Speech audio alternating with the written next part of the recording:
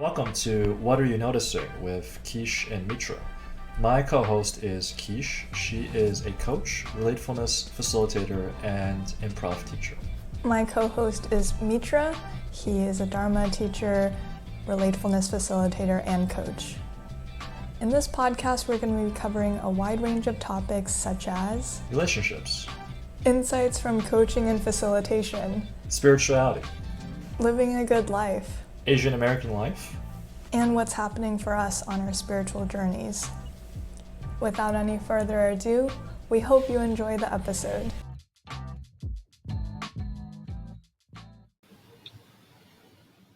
Hey Kish. Hey Mitra. We're back, recording once again. We've been getting a lot of positive feedback, and excited to keep going.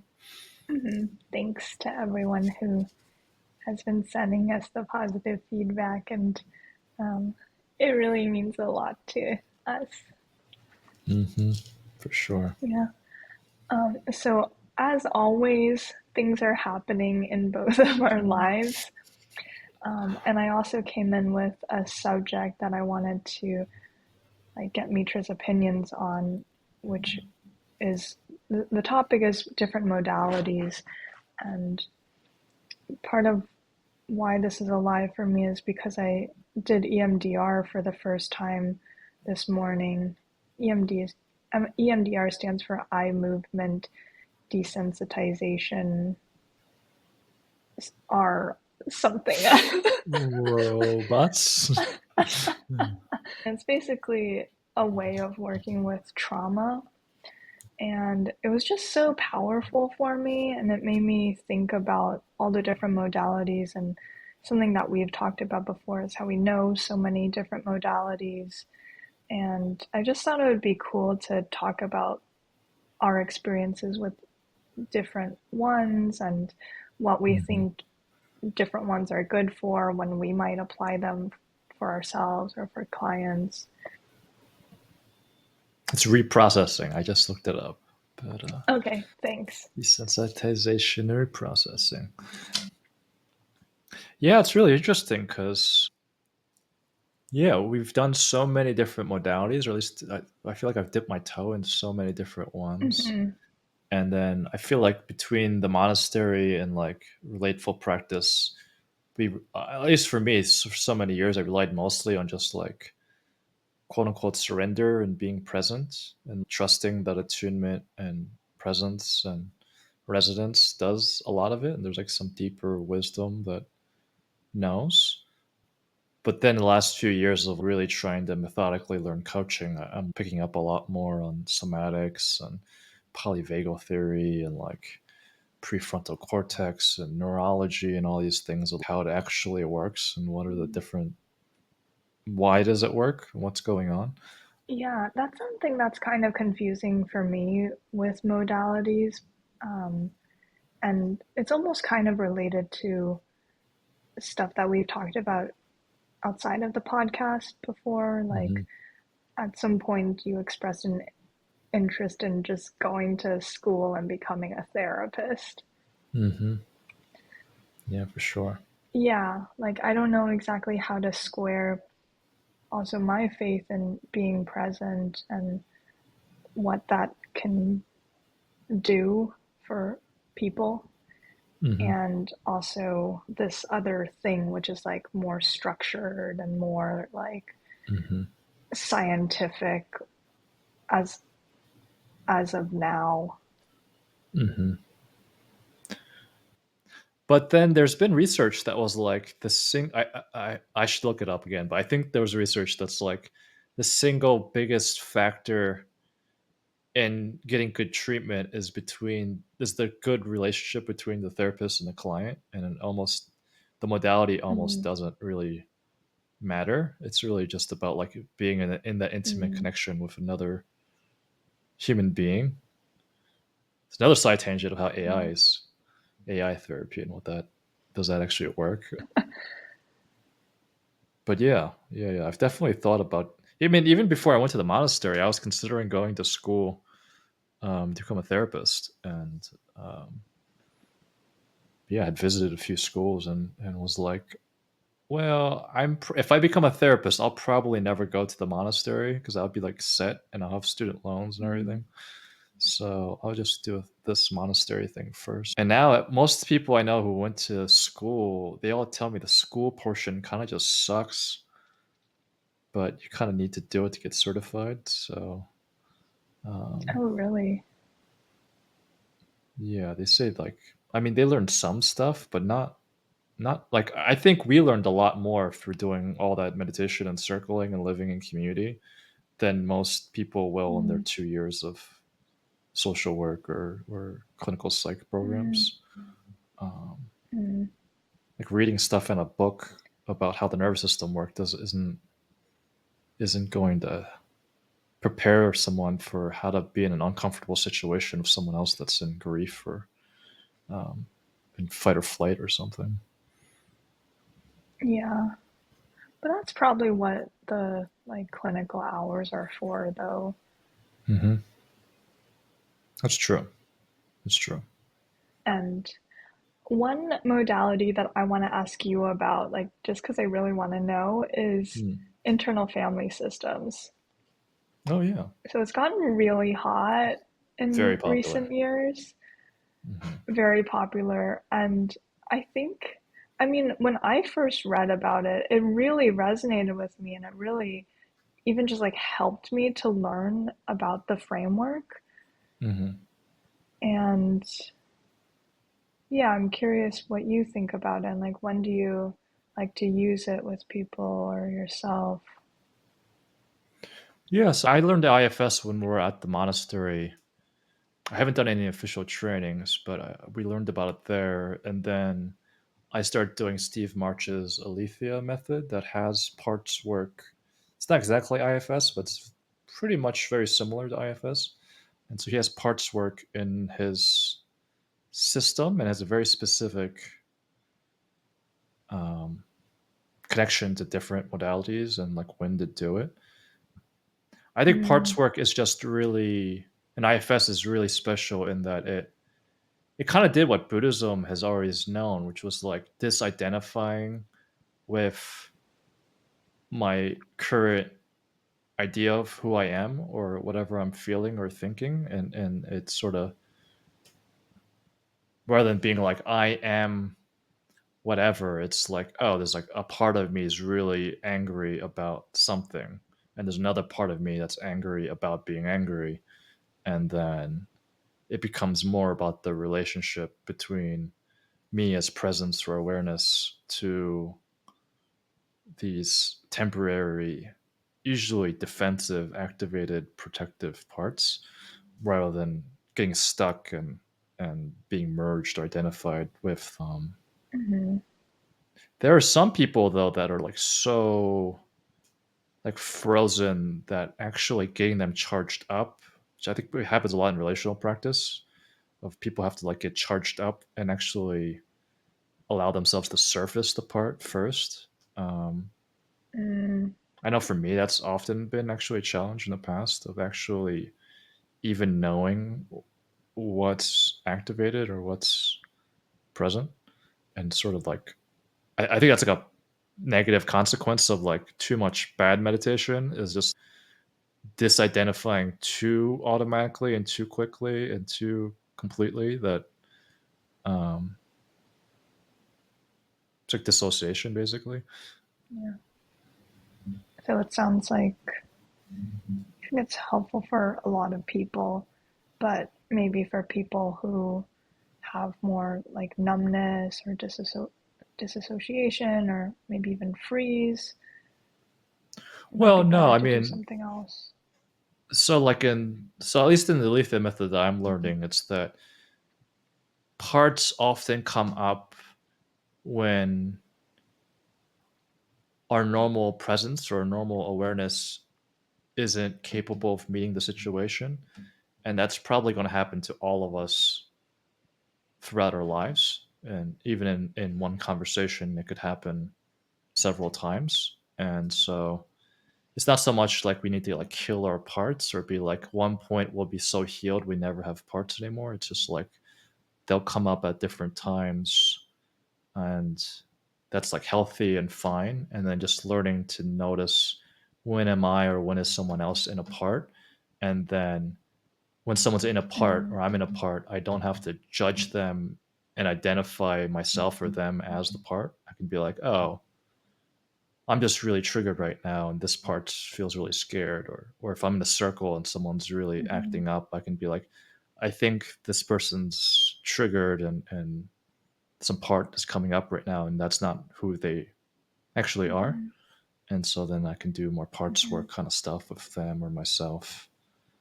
And then when the parts feel seen and understood and loved for what they're trying to do, they naturally soften and melt, and we get more into like focusing territory, or for more embodied territory, and then we can kind of go into different mode then. So I don't think parts ever like go away permanently. I think they just, there's like better and better relationship is developed with them. And they're sort of less and less likely to get stuck. You know? Yeah. I think what this is bringing up for me is part of the thing that's really helpful about relational practices like relatefulness/circling is, and it's really helpful to kind of like just see what your relationship is to different parts as they manifest in other people. I can kind of track how I change over time based on how I relate to different people who are experiencing, what looks like similar things, and seeing how I treat them or how I react to them. Yeah, and it's like if there's something that is so unbearable about someone else, it's probably like a shadow of mine that I don't have a good relationship with. And so like learning to love them actually helps me learn to love myself, learn to love that part of myself. I have a Yeah. really good friend from college who actually has this experience a lot with his kid. He said that like his daughter often will do things that like remind him of things he used to do that he really didn't have a good relationship with. But it's so clearly obvious that like he doesn't want to react negatively to his daughter. So like he has had to like learn how to love that, and it's actually re-healed himself or something, or like it's helped him integrate himself in that process. Mm-hmm. Yeah. Like relearning relational or even relationship with self patterns. Yeah, I feel like we've done this with Jordan or Bloss, where they often are like, we'll be in a circle, and you can kind of feel that the room is kind of tilting to be like, this person is the enemy or something. You can kind of get that vibe. Everyone's trying to fix them or like trying to outcast them or something. And then there's like a good facilitator like Jordan or Bloss, and they'd be like, I don't know what they'll say. They'd be like, "Oh, I'm seeing like being with you is like really helping me see the parts of myself I really hate." Or whatever it is, and then everyone's, ooh, oh, that's true, and then it kind of softens everyone, and they're like, okay, all Uh, right. I had one this weekend, that was basically, it was a similar kind of situation where there was one person in the session who was very dysregulated, and everyone else was, there was one person there who was new, but I would say even including that person, like everyone else was really quite mature or like developmentally mature, and they weren't like going at this person in that way, which I appreciate now in retrospect. I think that's really cool. And what I said to this person was, one thing that I'm learning from you is how I never like when I'm feeling really messy and dysregulated, I never like I really try to contain it. Like I don't let myself just like keep going with it. And I have this sense that like if I like say a lot of stuff from my dysregulation and act from it, that's just not going to be good for people. But seeing this person do it showed me a lot of times I still endorse not. Right. I'm trying not to use like The the positive word for language in it. my mind. Right. Not like throwing up on people. Right. But I want to have that freedom to do it that I think I don't have now. So that was something that I said, like just seeing, oh, this, like I hate when this person does this, and I can learn something from it because I can't do that. I have the same thing where like it's not okay to um, be in a negative, hopeless state and then like bring another group into that, or anger, or whatever it is, like a negative state. And then my mind wants to make the excuse that that's like a immigrant or race thing, or just like a minority kind of thing. And Mm. and I think there's a way in which that's like true, but also like disempowering, because then I can be like, I can blame that rather than take full responsibility. Um, Mm. be like a yes and rather than a but. Mm-hmm. Um, Mm-hmm. Yeah, I think that's another. I don't know exactly what this kind of work would be called, like identity or like cultural reclamation mm, work. mm-hmm, And I think it's something that actually came up in that session as well. Like mm, the, yeah, just like race and gender dynamics. And mm-hmm, I think it's, at least for me, and I think for a lot of people, it's like really helpful to look at that and see, oh, this is something that has an effect. mm-hmm, But like you said, it's good for it to be a yes and, as opposed to mm-hmm. that's the end. Like I'm just gonna be in my, this is because I'm Asian and this is because I'm a woman. Yeah, I went on a run this morning, and I have this smartwatch that I have MP3s on it, and so I'll play tracks when I'm running, and so I have this David Goggins recording. David Goggins is like this ultra marathon, really tough guy, and he has a great saying though. I think he actually has a lot of core good things to say, but this question of modality actually kind of, it always comes back to me because he's very polarizing. He seems like the opposite of like trauma informed or whatever. But he has a great saying where he's like, it's not your fault what happened to you, and it doesn't make any sense, but you're still responsible for your life now. It's like there's no one else that's going to come and rescue me, and there's not. And it's like true, whatever life that was handed to me is like not. It's not fair, and it's not my fault, but nevertheless, it is still my responsibility to do something about it. Um, and so I like that because it's like the both end of like, it's not blaming the victim, but it is still empowering them to be like, uh, Mm.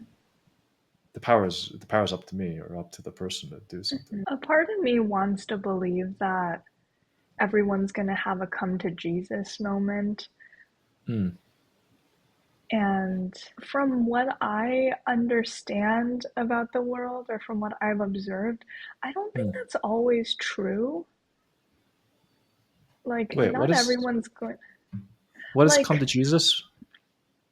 the way that I'm using it is like, there's certain lessons that we're each we each have the potential to learn, and it's Mm-hmm. maybe like similar for some people, but we each have our own unique Mm, life lesson plan or something. mm, That's my belief.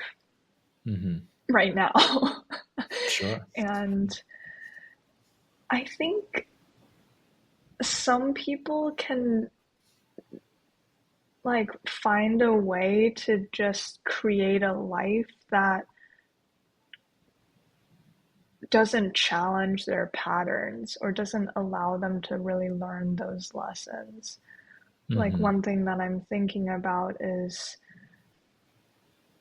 this is kind of overly simplistic, but for instance, if there's like someone who is really like dependent on other people, for Mm-hmm. instance, for like Mm-hmm. they don't know how to take care of their own needs or like even be attuned to their own needs necessarily. Mm-hmm. There could be a world, and there is a world, where that person just finds someone like the other side of that puzzle piece and Mm-hmm. just finds someone who like totally like takes care of them. For instance, Mm-hmm. maybe they neglect their own needs, and you know, a part of me is hopeful like maybe one day they will, that won't work for them anymore, but Mm-hmm.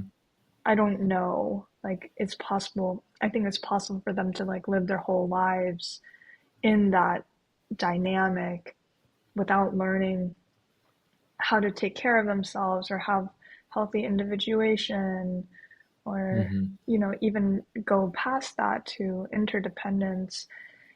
And that's what I mean by come to Jesus. Like they're never going to have Mm-hmm. that like Mm-hmm. wake up from Mm-hmm. this pattern moment. Mm-hmm.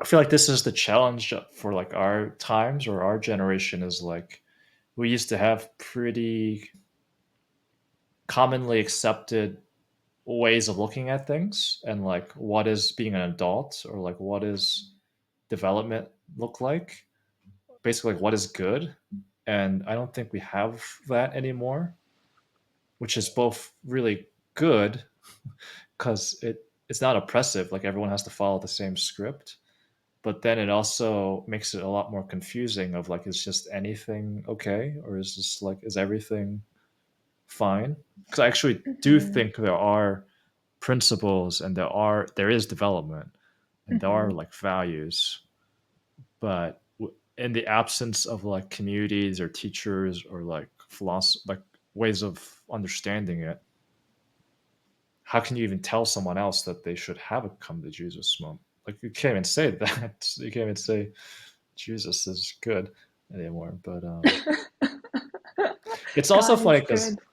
right, you can't even say that anymore. And I have a really good friend here that I won't out his name, but part of the reason we came to Asheville was to like work on our lover archetype and like do more cuddling and dancing and like be more Aw. hippie-ish and stuff. Because I feel like I have a really strong like warrior and king archetypes that I like are really cultivated. And I feel like he's done a better job than me. He's like been going to like cuddling parties and like play parties and like been doing all this development. And where he was kind of joking is like maybe I'll be done after this. Like I feel like how many more dimensions of development are there? And I was like, I think there's probably like not infinite, but there's probably a lot. Probably more than any of us could actually cover in a lifetime. But I don't know. Maybe there's just like four general dimensions. I don't actually know, but I feel like there's a lot. It's like how do you choose? Um, Mm-hmm. And where am I coming from in my desire to do those hmm developments? Right. It's probably Totally. another area of Right. development. Ah. Am I shooting myself? Maybe there's a good way to shoot myself. Yeah, totally. Yeah. Do you have a list? I I think have like, yeah. a list of what? I was like, I have like financial, physical health, mental health, spiritual, communal, friends. What is it like sensuality/sexuality, creativity? Maybe I already said spiritual. I don't remember. You did, yeah. Leadership. handiwork, working with my hands. There's political awareness. I don't know, philosophy. It's just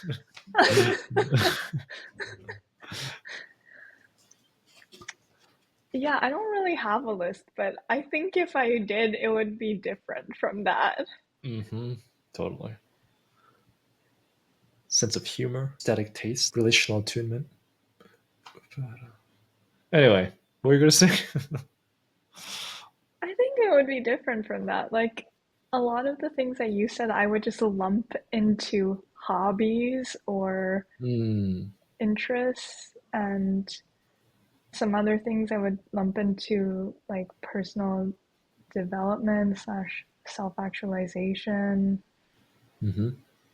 Maybe I would do like healing as its own thing, Mm. healing slash like spirituality. Mm-hmm. There's like the wake up, grow up, clean up, Mm-hmm. show up thing. Mm-hmm. Right. The four quadrants. I was going to say, I thought you were doing cuddling. I thought you were going to cuddling parties.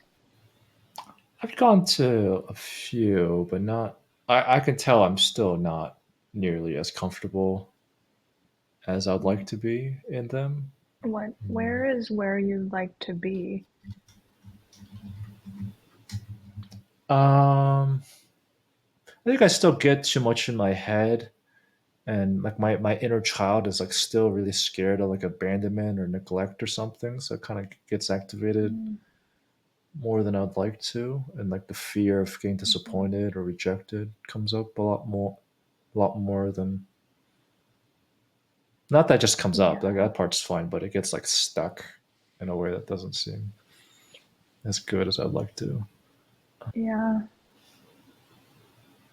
I don't know if this is TMI, but that's something that's I'm just gonna say it. That kind of thing is something that's come up for me a lot in like having sex over the years. Hmm. Um, Specifically, I remember one of my previous partners.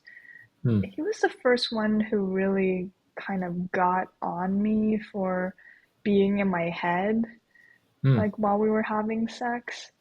Hmm. And it's something that I've been looking at again more recently. And I think, especially with like the fear stuff coming up, I'm really seeing the relationship. And I guess it's Hmm. kind of related to parts work too, seeing the relationship between feeling unsafe at, Hmm. it could be at any level, not maybe not necessarily like gross level feeling unsafe, Hmm. but like subtle level feeling unsafe, Right. and being in my head or like not being able to like be in my body. Hmm. Yeah, totally. Yeah, it seems to be coming up a lot, at least in my circles. Like I have two different friends that are both doing the ISTA training. Oh, When I really interrogate what's happening, a lot of times it's like there's a part of me that's scared of getting rejected or disappointed or something bad happening. And so like I'm like proactively preemptively like defending against that, and then already I'm out of the moment once that happens. mm, And yeah. so developing a different relationship where I'm not so scared or worried about making it life or death or something. Mm. How have you been doing that? A lot of it's like just exposure, going to ecstatic dance, and like going on Mm, dates and cuddling with people, and some of it's just like parts work and like internal developing good relationship with myself. Like I remember I went to some party a few months ago, and like on the way there, I could tell that my body was like kind of armored up and a little bit like frozen. mm, And I like did parts work on the drive there, and I realized there was some part of me that was scared that I would abandon myself while I was there to please other people and say like mm, yes to things that I actually don't want to say yes to, or say no to things, or just like I'd like lose contact with myself. And so like I like promised myself beforehand that like I'm not going to lose contact with myself for the sake of anyone else. and then that like really relieved and like released a lot of the Mm, tension or fear. Um, mm. Yeah. but yeah, I think partly being at Maple and like being the teacher and the director was like really. I think partly why I was like so effective was because like those parts kind of felt really safe in certain ways because like I knew I had the Mm, institutional role and responsibility and power, and so it was like mhm, I didn't have to like question myself so much in those areas, and so mhm. it's now it's all really scary without that. Life is scary. Mm-hmm.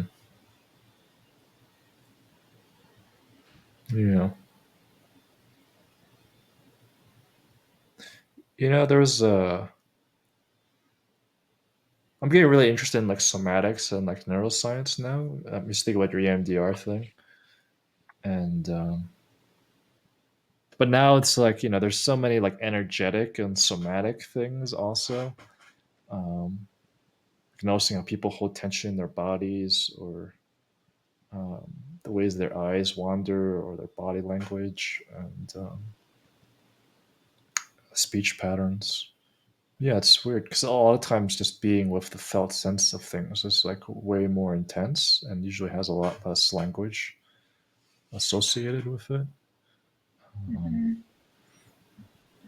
Part of EMDR, though, which is something that I learned a little bit about it when I took the course, Somatopia's trauma course with my friend Dr. Albert Wong. Hmm. But yeah, part of it is the bilateral stimulation, like something about activating both hemispheres Mm-hmm. of the brain, both hemispheres of the body. That does something. I don't really know how that works, but Hmm. that aspect of it is also helpful. I was just watching a video this morning from this guy named I forget he's a doctor, but he created something called integral somatic counseling or something, psychology. Okay. And he has this crazy video. I didn't watch all of it, but it's like an hour long where he's helping a client work through her fear of dying. And it's so interesting because she's like having like a full blown, like almost panic attack. And he's guiding her through like put your hands on your hips and like let the energy really go into your hips. Like if it's just locked in your heart and Mm, your head, it's going to be too much. You really need like your okay. legs and your full Yeah. body. And like it's a whole hour long where he's like kind of like guiding her through like how to get the whole body involved and like how to process.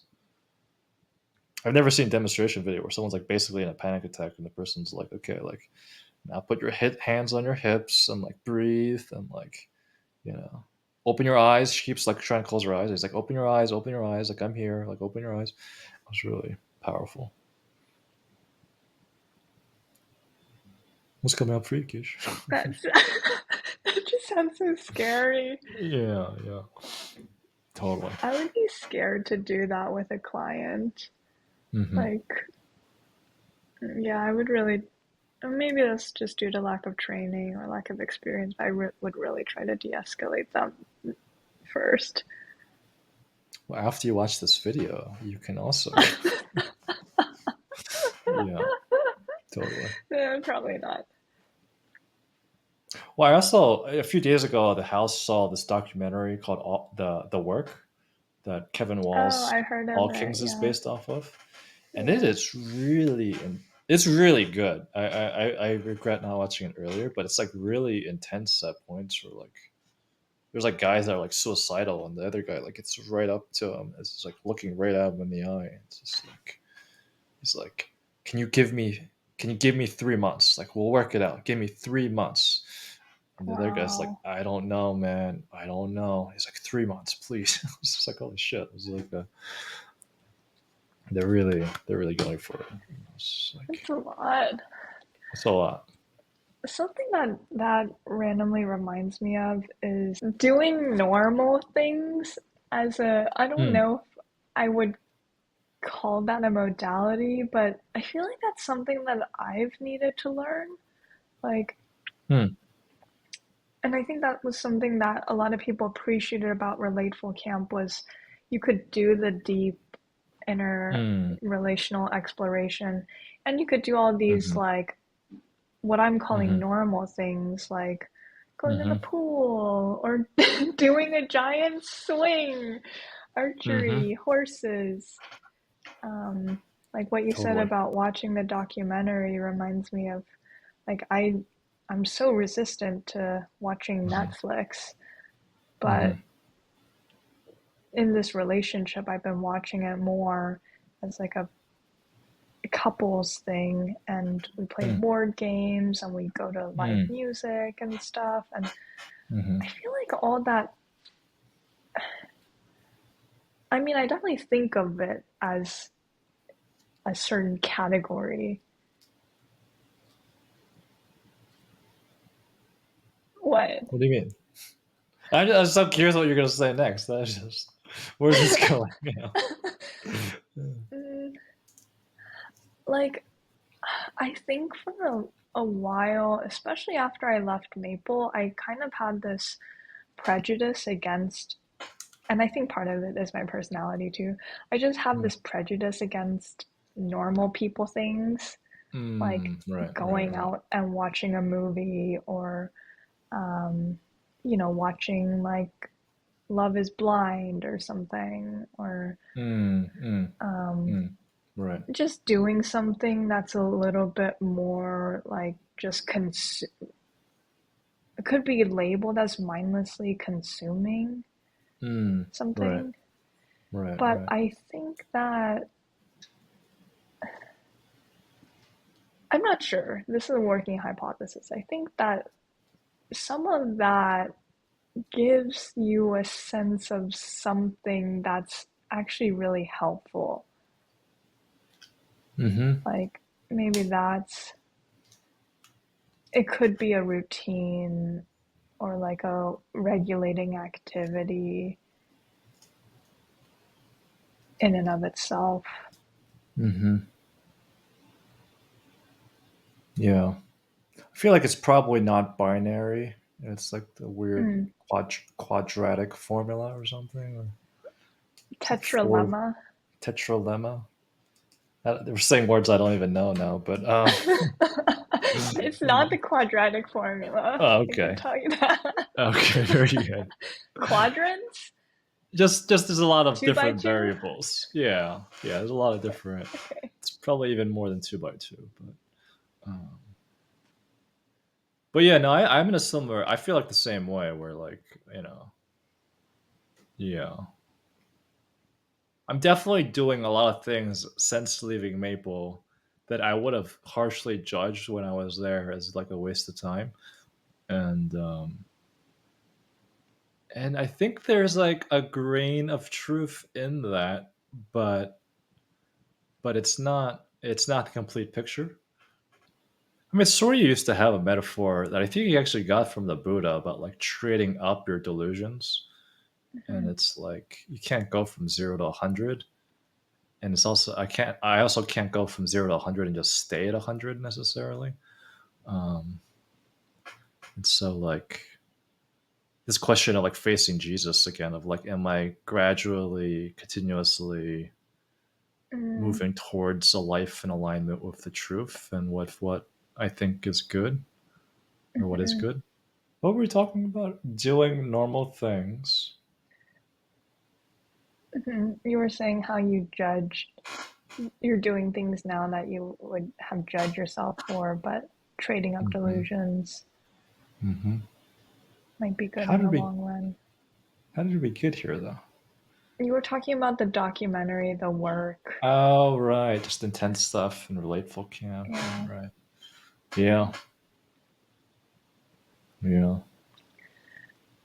I feel like there's so many more modalities that I'm curious about, There's so like many somatic stuff, somatic stuff. um, body work, energy Hmm. work. Hmm. Mentioned family constellations last time. I still haven't Hmm. experienced it. Right. Meditation, we haven't even Right. talked about. Right. Can we talk about Kali meditation real quick? Kali vagal theory. Polyvagal Meditation. theory. I have such a love-hate relationship because meditation has become so popular now where it almost means nothing. Um, Mm. and that most people receive meditation now through apps that I feel like a dinosaur or something. But yeah, what is meditation? For me, meditation is, I guess, like kind of like sticking to a certain practice that you're Hmm. doing, and you're always like going back to whatever the practice is. Hmm. And I think when I'm talking about meditation, I'm usually talking about seated meditation, Hmm. but I would also include mm, other things in that, like other activities that you're doing where you're like maintaining that practice, that meditative practice. Hmm. Yeah. Yeah, because yeah, it's so hard because meditation means so many things. But for me, similarly, I would probably equate it more to sitting practice, and that more from like the traditional monastic, contemplative, mystical, kind of quasi Buddhist form. That's kind of like getting back to awareness or presence. Meditation, I think traditionally in most religious forms was seen as a very advanced practice that beginners don't really get access to, and it's like the highest yoga, like it'd be the last Mm-hmm. yoga posture a person learns. Um, and so I think it's kind of detrimental that people have taken. I mean, it's good, but people have taken meditation to apply it to everything, and it's seen as like it's like almost like walking or exercise or like jogging, and um, Mm. that's only been happening the last 10 or 20 years, where they've been translating it into like meditation as like mental fitness or something. Um, Mm. What's something that people would consider meditation, like in the last 20 years, that you don't consider meditation? I mean, it still is meditation. It's just feels like it's limiting what meditation is. It's narrowing what meditation is and trying to make it do something it traditionally wasn't designed to do or Mm. wasn't intended to be done for. So like Mm. I think probably in like traditional pre-industrial society, uh, people didn't meditate to relax or focus, and uh, they had a lot of other things that they could do for that, and so that was not the purpose of meditation. And so it's good that now we have ways to meditate to do that. I think that's good. And also, I mean, one analogy I gave was like, to me, it's like we have like hard sciences like physics, chemistry, biology, and we have learned so much just like in the last 200 years about the external world.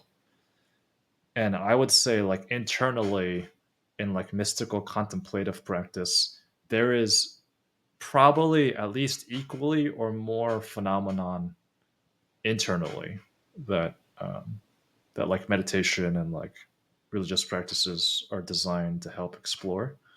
Um, and so to me it's really limiting to say meditation is just about like stress reduction or um, relaxing or something. Like it can do that, but that wasn't how it was originally designed, and it can just do so much more. And so Mm-hmm. um, and I know maybe some people are meditating who could like really just they might get be better served like dancing or singing or going to the gym or cuddling with someone. Mm-hmm. Yeah. It just seems like meditation has just become such a weird catch-all that I think it's like bad for the people that are just looking to relax, and like maybe they're selling themselves short by trying to do something that's not the best thing for them. And it also makes the people that are doing like really deep meditation being thrown in the same pot as people just doing like stress reduction. Yeah. Doesn't seem great. I wish there were more words. I wish we had richer vocabulary for Mm. for all of it. You want more granularity with what people mean when they say I meditate? Yeah. Yeah, it's like all these kind of catch-all buckets, like, Mm-hmm. oh, go to therapy, do psychedelics. Mm-hmm. I don't know what else. Ecstatic Meditate. dance, meditate, Yeah, but drum like, circle. Yeah. I don't know how helpful that is because even it's like kind of part of my interest in talking about modalities. Like, even in therapy, there's like people who see like one or two therapists and they're like, this like sucks, this doesn't work for me. Mm-hmm. But part of it is, I think, because a lot of people do CBT, and that's, not a good Mm-hmm. fit for most people. Or Mm-hmm. maybe not most people, but not a good fit for a lot of people, I think. Mm-hmm. Yeah. And like a lot of people go to like these Buddhist retreat centers and monasteries, and I think they probably could have used like therapy or like did something else, but like that was Yeah. Maple was like free basically, and so let's go there. And it's like, if you come here, we're gonna try to like help you have the experience of dying. And I'm just like, I don't think most people actually want that. Um, Yeah. and so, yeah, That just like a also is better just vocabulary. tough Mm-hmm. because, like, you don't know what's out there really. There's like so much. Mm-hmm. Even on Psychology Today, there's like, I don't even know how many modalities you could filter by. Mm-hmm. It's like you don't really know, and hopefully each thing leads you to something else that's a better fit. We should do another episode Yeah. on this topic because this comes up for me so often now. Where like I feel like I'm swimming in these waters where this is all we talk about all the time, and so I'm not an expert or anything, but like this is like normal. And then I like have a new coaching client or I meet someone that's like not in this world at all, and they just don't know anything about this kind of stuff. And it's like Hmm. mind blowing for them just Yeah. to get like a primer on parts work. And I'm like, Yeah. how do we weave those together somehow? Like, how do we bridge that gap better? Hmm. Just like give an overview of a bunch of different kinds of practices or modalities or opportunities. Yeah, I'd be interested. Like, is there like a minimum viable set of tools or resources, or like I bet most people that are like knowledge worker ish, digital ish people, I bet most people have like come across like build a second brain or like getting things done or something like that. Like, how is it like probably like 80% of people have come across that, and then there's like basic stuff about like somatics or meditation or Hmm. um, Yeah. therapy healing that's just like completely foreign. Hmm. Um, Hmm. Yeah. One of the things that I've been starting to do just in my own mind is hmm, thinking about what the different skills are, or like how would I break up being hmm, present into hmm, different skills. hmm, And I think, you know, if you take that as your goal, and obviously people have different goals, but if you take that as your goal, or big goal, then, for the different skills, there's like different things I can do to work on the skill. So like one skill I think is just being able to like see your experience, your internal experience, like kind of like have a direct experience. And then another skill I think is being able to stay with your experience. There's like all, there's like different, and another skill is being able to express your experience, and another one is like being able to express from your experience. Yeah. And another one is like being able to weave it into some narrative of who you are and what your life is. Yeah. Can you fluidly get yourself out of a state by choice? And then the opposite's like, can I voluntarily stay in something that's difficult without ejecting? Yeah. Those two are great. There's so many. Yeah. Cool. I should make a course. Yes, this leads into the next segment of the episode, which is our new online course. Right. Just kidding. Pay Kish and Mitra money. pending course description. Yeah. Yeah, for sure. Okay, cool. That's a good idea for a future episode. For sure. All right. See you, Kish. Okay. See you, everybody. Peace.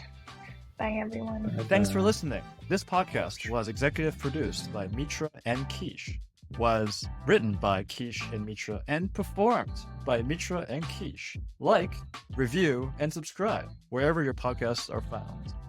For more information about Mitra, you can visit his website at peterxpark.com.